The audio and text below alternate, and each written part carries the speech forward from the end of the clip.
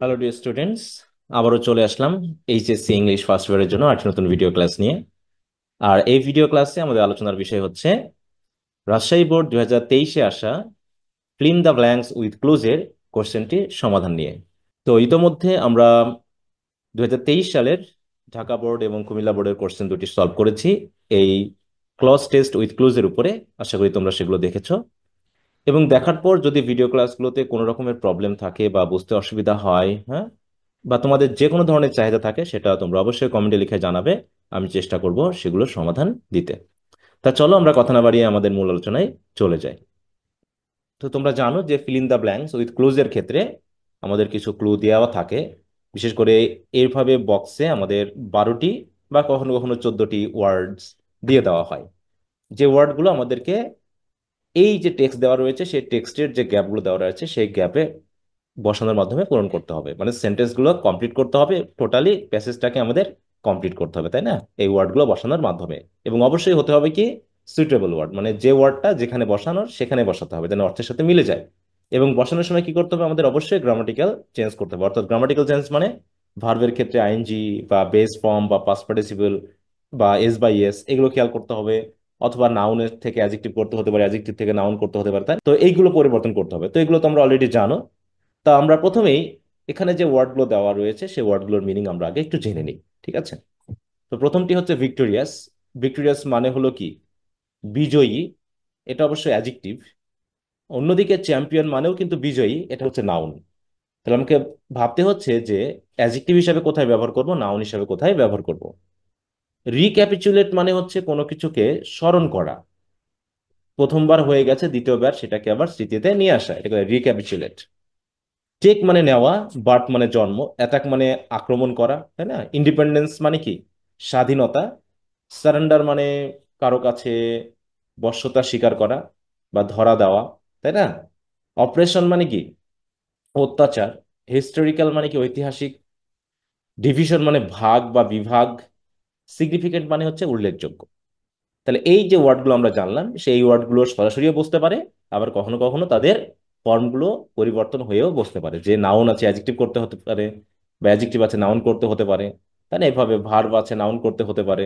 তো যাই হোক, আমরা দেখে নিই যে পড়ার সময় আমরা কখন কোনটা ব্যবহার করব। এবং প্রত্যেকটা বিষয় পড়তে পড়তে কিন্তু আমরা আলোচনা করছি যে কখন কি কারণে এইগুলো চেঞ্জ করতেছি। তো সেগুলো তোমরা যদি এই যে কোশ্চেনগুলো আছে বা যেগুলো আমি সলভ দিচ্ছি এগুলো যদি নিয়মিতভাবে দেখো, তাহলে কিন্তু আইডিয়া ক্লিয়ার হয়ে যাবে যে কোথায় কোনটা আমরা ব্যবহার করব। ওকে, তো আমরা পড়া শুরু করি। দ্য মোস্ট ড্যাশ ইভেন্ট, দেখো এখানে আমরা একটা নাউন ফ্রেজের গঠন পেয়েছি। দি প্লাস মোস্ট, তারপর আমরা এখানে রয়েছে ইভেন্ট যেটা হচ্ছে নাউন, তাহলে নাউনের পূর্বে কি বসে, একটা অ্যাডজেক্টিভ বসে, তাই না? তাহলে এখানে আমরা একটা অ্যাডজেক্টিভ বসাতে হবে। তাহলে দ্য মোস্ট ড্যাশ ইভেন্ট, সবচেয়ে উল্লেখযোগ্য, তাই না, ইভেন্ট বা ঘটনা ফর বাংলাদেশ। তাহলে বাংলাদেশের জন্য সবচেয়ে উল্লেখযোগ্য ঘটনা হলো কি ইজ হার ড্যাশ। দেখো এখানেও ডিটারমিনার রয়েছে হার, হারের পর কি থাকতে হবে, ওটা নাউন থাকতে হবে। এবং অ্যাজ অ্যান ড্যাশ নেশন, আবার দেখো ডিটারমিনার আছে আর্টিকেল অ্যান, আবার রয়েছে নাউন, তার মানে এখানে একটা কি ব্যবহার করতে হবে, অ্যাডজেক্টিভ ইউজ করতে হবে। অন মার্চ 26 1971, তাহলে 1971 সালের 26শে মার্চ একটা কেমন দেশ হিসাবে তার ড্যাশ একটা উল্লেখযোগ্য ঘটনা ছিল। তাহলে আমরা কিন্তু অটোমেটিক বুঝতে পেরেছি এখানে কোন কোন ওয়ার্ড আসতে পারে। তাহলে এটা কি একটা উল্লেখযোগ্য ঘটনা, উল্লেখযোগ্য হিসাবে আমরা কি পাচ্ছি এখানে সিগনিফিকেন্ট পাচ্ছি, তাই না? তাহলে আমরা এখানে বসিয়ে দিই সিগনিফিকেন্ট।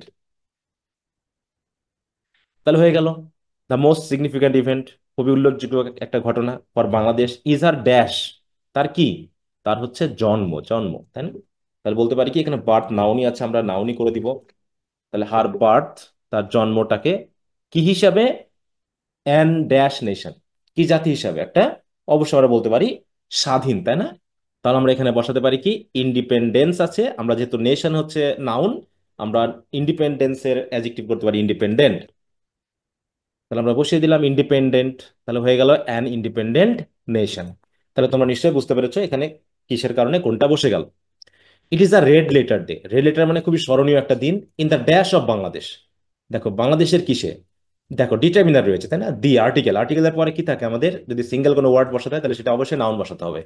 তাহলে বাংলাদেশের কিসে এটা একটি স্মরণীয় দিন, তাহলে অবশ্যই বাংলাদেশের ইতিহাসে বলতে পারি আমরা, তাই না?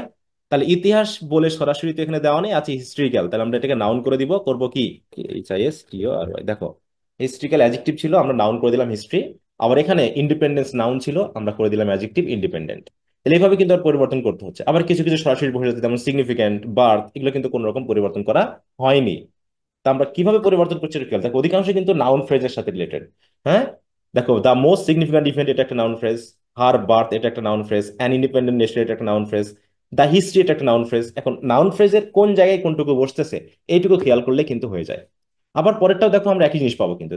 দেখো দি প্লাস ড্যাশ, দেখো এরপরে কি আমাকে একটা নাউন বসাতে হবে, তাই না? After the dash of subcontinent, মানে এই উপমহাদেশ, সাবকন্টিনেন্ট মানে উপমহাদেশ, তাই না? তাহলে এই উপমহাদেশের কিসের পর? উই গট পাকিস্তান, আমরা পাকিস্তান হলাম বা আমরা পাকিস্তানের অধীনে গেলাম, তাই না? তাহলে আমরা পাকিস্তান পেলাম এরকম অর্থে। তাহলে আমরা কি পেলাম জানি, আমরা জানি ডিভিশন করা হয়েছে, তাই না? ভাগ করা হয়েছে, তার মানে এখানে কি বসাবো আমরা? ডিভিশন। তাহলে ডিভিশন নাউন, অলরেডি নাউন আছে, তাহলে নাউনই বসিয়ে দিব আমরা। তাহলে কি লিখবো? Division.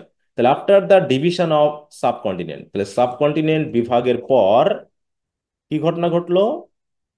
We got Pakistan, but the Pakistan is began to dash our people. দেখো এখানে আবার বিগ্যান টু কি করতে শুরু, তাহলে একটা ভার্ব চাচ্ছে কিন্তু। টু ড্যাশ আওয়ার পিপল, আমাদের লোকজনকে কি করা শুরু করলো? তারা অপারেশন আছে, দেখো অত্যাচার করা, তাই না? এখানে অপারেশন নাউন আছে, তাহলে আমাদের কি করতে হবে এখানে? ভার্ব করতে হবে, যেহেতু টু এর পরে ভার্বের বেস ফর্ম বসে, তাহলে আমরা কি দিব? অপ্রেস। অপ্রেস মানে কি? অত্যাচার করা, তাই না? আমাদের জনগণকে অত্যাচার করা শুরু করলো পাকিস্তানিরা। At first they dash our language, প্রথমত তারা আমাদের কিসের উপরে অ্যাটাক করলো? দেখো আমাদের ভাষার উপর, তাই না? তাহলে এখানে ভার্ব ইউজ করতে হবে, দে আছে সরাসরি, অতএব আমাদের এখানে ভার্ব ইউজ করতে হবে। এটা যেহেতু পাস্ট টেন্সের ঘটনা ছিল, তাহলে আমরা কি করে দিব? পাস্ট টেন্স করে দিব, অ্যাটাকড। তাহলে at first they attacked our language, প্রথমত তারা আমাদের ভাষার উপরে আক্রমণ করলো। We shall never forget the language movement of 1952, আমরা 1952 সালের ভাষা আন্দোলনের কথা তো কখনোই ভুলবো না। The language movement led to the mass upsurge of 1969, আর এই ল্যাঙ্গুয়েজ মুভমেন্ট পরবর্তী 1969 সালের যে গণঅভ্যুত্থান সেটা কিন্তু হয়েছিল, তাই না? As a result the war of liberation dash place in 1971, 1971 সালে লিবারেশন ওয়ার কি ঘটলো? তাহলে ঘটনা ইংলিশ কি? প্লেসের সাথে কি বসে? আমরা জানি প্লেসের সাথে টেক বসে, তাই না? অলরেডি আমরা অ্যাটাক করে ফেলেছি, তাহলে এখানে টেক বসে। তাহলে টেকের যেহেতু পাস্ট টেন্স করতে হবে, 1971 সালে ঘটনা, তাহলে কি দিব আমরা? টু। হুম, তাহলে লিবারেশন ওয়ার টুক প্লেস। তাহলে টুক প্লেস মানে কি? অনুষ্ঠিত হওয়া বা ঘটা। আফটার 9 মান্থস স্ট্রাগল, তাই তো, 9 মাসের সংগ্রামের পর the Pakistanis were compel to dash, পাকিস্তানিরা কি করতে বাধ্য হয়েছিল? পাকিস্তানিরা আসলে আমাদের কাছে মাথা নত করতে বাধ্য হয়েছিল, তাই না? তাহলে কি দিব? সারেন্ডার। হ্যাঁ, তাহলে যেহেতু টু আছে, টু এর পরে ভার্বের বেস ফর্ম বসাবে, তো সারেন্ডার তো বেস ফর্মে আছে, সেই সময় আমরা সারেন্ডার বসিয়ে দিলাম। তাহলে সারেন্ডার করতে বাধ্য হয়েছিল, অ্যান্ড উই ওন ড্যাশ, এবং আমরা কি অর্জন করেছিলাম? বিজয় অর্জন করেছিলাম, তাই না? তাহলে দেখো, যদি বিকাম থাকতো তাহলে চ্যাম্পিয়ন বলতাম, কিন্তু যেহেতু এখানে ওন আছে, অর্জন করা, তাহলে আমরা কি দিব এখানে? ভিক্টোরিয়াস আছে অ্যাডজেক্টিভ, অবজেক্ট হিসেবে আমরা নাউন করে দিব, কারণ ওনের অবজেক্ট বসাতে হবে, অবজেক্ট নাউন হয়। তো সেই সময় আমরা লিখবো ভিক্টোরি, তাই না? বিজয়। তাহলে আমরা বিজয় অর্জন করেছিলাম, তাহলে ভিক্টোরিটা আমরা দিয়ে দিলাম। তো এই হচ্ছে আমাদের আজকের কোশ্চেনের সমাধান। তো আশা করি তোমরা বুঝতে পেরেছো। দেখো কিছু জিনিস পরিবর্তন করতে হয়েছে, কিছু জিনিস অপরিবর্তিত অবস্থায় বসে গেছে, এবং বিশেষ করে অর্থের সাথে মিল রেখে কিন্তু আমাদের বসাতে হবে। এখানে তাহলে দুটো ওয়ার্ড বাদ গেলে, একটা হলো চ্যাম্পিয়ন, একটা হলো রিক্যাপিচুলেট। তো স্টুডেন্টস, এই হলো আজকের মতো আলোচনা। তো পরবর্তী ভিডিও ক্লাসে আমরা পরবর্তী বোর্ড কোশ্চেনটি নিয়ে আলোচনা করব। সেই কারণে আজকের মতো শেষ করছি। বাই।